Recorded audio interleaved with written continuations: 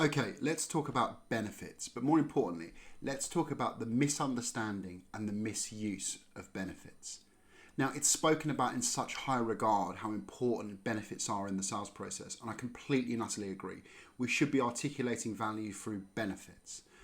But in my experience, not everyone knows what that truly means. Here's an example. Here's the humble can opener. Now, I know what you're thinking, great, he's using props, but this is really, really important. Now, the can opener is very, very, very useful, incredibly useful. One of the greatest inventions of all time. When is it useful? When you want to open a can. If I don't want to open a can opener is completely and utterly useless. So what does that mean? Well, it basically means that nothing has an inherent benefit. It only has a benefit when it's solving a problem. So this is exactly the same with your product or your service that you're offering customers. You can't go in there and talk about benefits. You can go in there and talk about advantages. This is what it does generally for everyone. So can openers are wonderful extracting food for cans, but that's not relevant to the client. Now, think about this. If I approached you and said, I've got 5 tins to open, I'm hosting a dinner party at 8 o'clock and I'm running out of time, and if I don't open these cans, then the black beans aren't going to be ready for the casserole that I'm making. Now that's a need. It's very easy to match a need against the benefit of your product. In which case I can turn around and go, well look, this can opener will give you the ability to open those 5 cans in the timeline that you're looking to achieve. But more importantly, it's going to make your casserole dish really gorgeous, and your guests are going to come back wanting more. Also, it's going to do it in the timeline that you need to do it in. All of a sudden, you're matching the benefit of the product against the need of the customer, the timeline in which they need to achieve it, and the outcome that they get when it comes to achieving that. So think about it like this, is that your product or your service is a set of tools.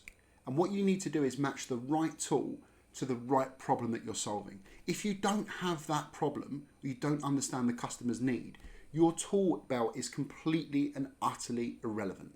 Exactly like the can opener. So here's some handy and more important practical tips you can use to make sure that you're always delivering a benefit. The first one is 2 very simple words, you and your. If ever you're articulating a part of your product and you're using the terms you or your, that typically tells you that you found a need and you're using benefits. You will be able to open the black beans, meaning your guests will get the casserole. You will make sure that they'll come back for more. You will do it by 8 o'clock. You, your. That is typically a good indicator that you're delivering a strong benefit. Our customers, that doesn't mean anything. Our customers can open their cans. So what? It opens cans, doesn't mean anything. You're not putting the customer in the driving seat with the benefit of the product. The second tip is really, really fascinating. Now, I want you to describe this product without using either of the words can or opener. Just do it in your head really quickly. What you'll find is typically you start saying things like when you need to or if you need to. Remember that key word, you. You naturally use benefits when describing a product when you can't use the features or the name of it. That's really interesting because it gives us an insight into how we naturally think about things. Most people sell with benefits subconsciously. As an example, if you were selling your car on Gumtree or eBay and someone came around to look at it, you wouldn't naturally sell with features. You wouldn't say, it's got an electric sunroof, it's got wheels, it's got a steering wheel. You just wouldn't do that. You'd sell with benefits. You'd turn around and go, look, it's got a roof rack, and when we're driving up to the snow, we just attach our skis on there. So if you guys are ever going, you'll be safe in the knowledge that they won't fall off.